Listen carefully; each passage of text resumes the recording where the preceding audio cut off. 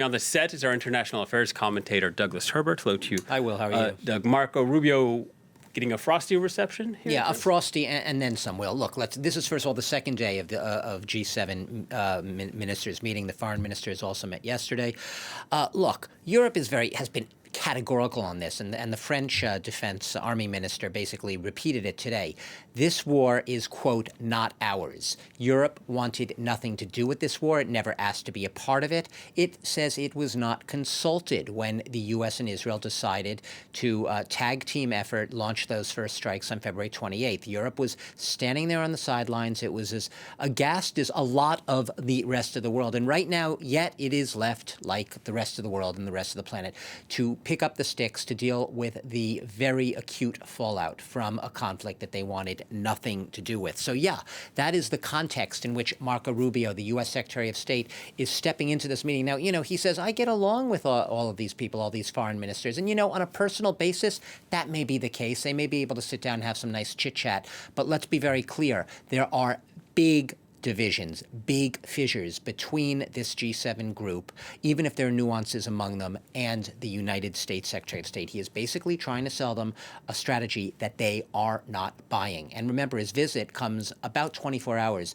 after Donald Trump's latest volley of lobbing insults at NATO, saying NATO either, rebuffed or ignored requests to come to his aid, the U.S.'s help in the Strait of Hormuz to get that working again. Once again, the Europeans have been very clear. The reason they are not coming and rushing to Donald Trump's rescue in the Strait of Hormuz, answering his appeals and his calls, is not because they're ingrates, is not because they're not doing their job. They say, listen, NATO is, first of all, a defensive alliance.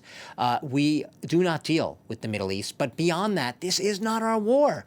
Reflecting what I said, the French foreign minister said. And they don't want Donald Trump to pin the blame on them for, as they see it, a war of choice that he started, a war of aggression that he started, as we often label the war, Putin's war against Ukraine. So right now they're like, we want no part of it. What we do want is a diplomatic end to this, and that's what the talks that they're having are centering on right now.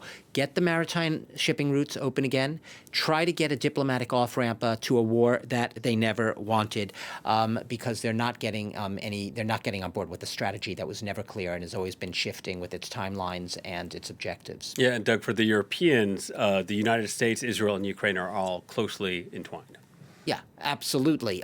Ukraine right now is allowing Putin, as the German foreign minister put it today, to cynically exploit this new war, this U.S.-Israeli war in the Middle East, cynically exploit it, as he put it, to allow Putin to press on with his, even more perhaps aggressively, with his war in Ukraine without all of the eyeballs of the world on him, and to basically divert attention. That is the U.S.-Israeli war against Iran, diverting attention from, as the German foreign minister sees it, from Putin's crimes against Ukraine. Even if a lot of the other European foreign ministers aren't being as blunt, aren't saying it as explicitly, they all generally agree that this war has been a boost to Vladimir Putin. Kaja Kallas, who is the Europeans' top envoy, foreign envoy, basically has told the Europeans and told the world that right now they desperately need an off-ramp to this war in Ukraine, in Iran, for Ukraine's sake.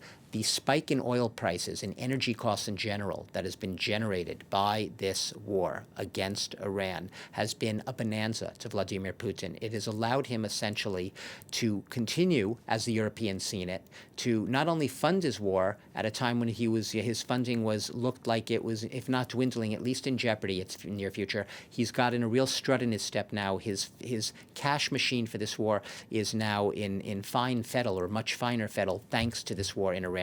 The Europeans also accuse Russia.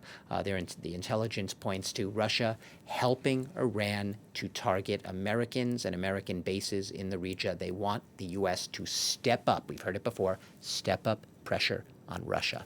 All right, Doug. Thank you very much, Douglas Herbert, our international affairs commentator.